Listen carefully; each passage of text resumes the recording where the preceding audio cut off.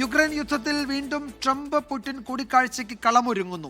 ഹംഗറിയുടെ തലസ്ഥാനമായ ബുഡാപെസ്റ്റിൽ വൈകാതെ ചർച്ച നടക്കുമെന്ന് ഡൊണാൾഡ് ട്രംപ് പറഞ്ഞു. അതേസമയം ഇന്ന് വൈറ്റ് ഹൗസിൽ യുക്രൈൻ പ്രസിഡന്റ് വൊളോദിമിർ സെലൻസ്കിയുമായി ട്രംപ് കൂടിക്കാഴ്ച നടത്തുന്നുണ്ട്.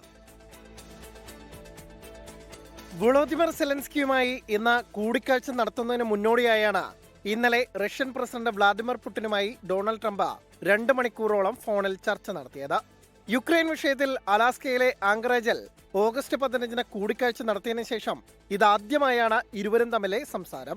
ഗസയിൽ വെടിനിർത്താനായത് യുക്രൈൻ റഷ്യ യുദ്ധം അവസാനിപ്പിക്കുന്നതിനുള്ള ചർച്ചകളിലേക്ക് നയിക്കുമെന്ന് വിശ്വസിക്കുന്നുവെന്ന് ട്രംപിന്റെ പ്രതികരണം.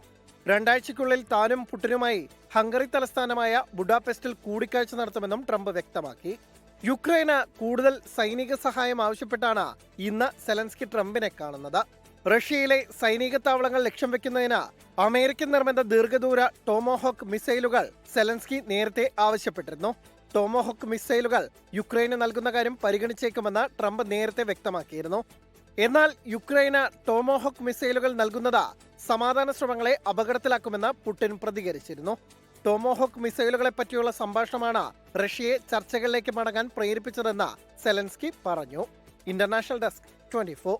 ലോകത്തെവിടെയായാലും ഏത് സമയത്തും 24 വാർത്തകളും ഓഗ്മെന്റഡ് റിയാലിറ്റി പാക്കേജുകളും എക്സ്പ്ലെയിനറുകളും വിശദമായി കാണാൻ ഞങ്ങളുടെ യൂട്യൂബ് ചാനൽ നിങ്ങൾക്ക് സബ്സ്ക്രൈബ് ചെയ്യാം.